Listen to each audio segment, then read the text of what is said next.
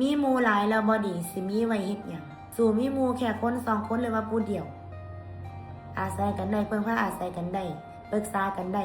สิบ่ดีก็มีหมู่หลายๆสิบ่ดีก็มีหมู่หลายๆแล้วก็บ่มีประโยชน์อีหยังบ่ค่ะเผลอๆสนิทกันหลายเท่าใดหั่งเว้าพื้นกันดีฮู้ขี้พื้นกันหลายเท่าใดหั่งเว้าพื้นกันดีฉะนั้นแล้วบ่ต้องโหยหาหมู่ค่ะให้โหยหาเงินมีเงินหมู่มันสิมาเอง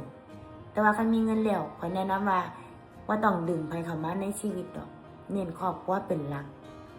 เน้นคนที่อยู่เคียงข้างเจ้าที่ว่ายามเจ้าบ่มีอิหยังน่ะไผอยู่ตรงนั้น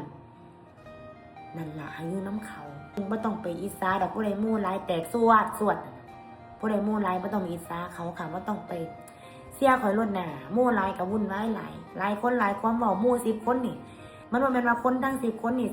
สิเว้าเข้าหูกันทุกคนเด้ค่ะมันมีแน่ล่ะการเว้าผิดหูเว้าบ่เข้าหูมีแน่นอนค่ะการเว้าบ่เข้าหูกันมันก็ได้ผิดใจกันแนงแข้งใจกันเครียดให้กันก็แตกกันออกมา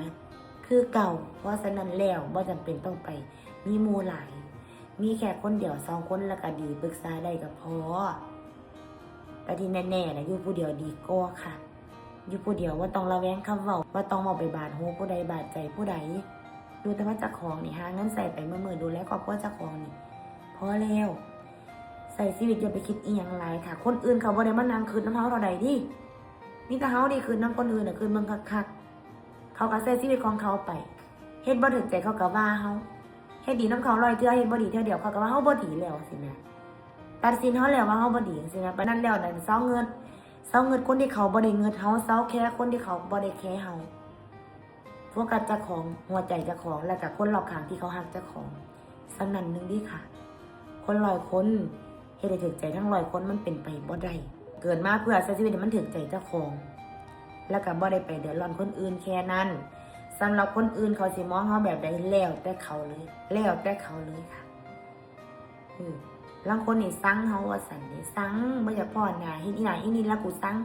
งก็แล้วแต่เจ้าเพราะว่าเจ้าเองก็บ่ได้มาหาเลี้ยงข่อยบ่เป็นพ่อเป็นแม่ข่อยแล้วก็บ่ได้มีหยังเป็นบุญคุณต่อข่อยบ่จำเป็นต้องเงึด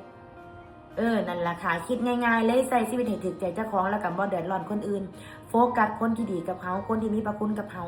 นำตอบแทนเขาแต่ที่สำคัญอย่าลืมพ่อลืมแม่อย่าลืมผู้มีพระคุณกับเจ้าของชีวิตเจ้าสิมีแต่เจริญ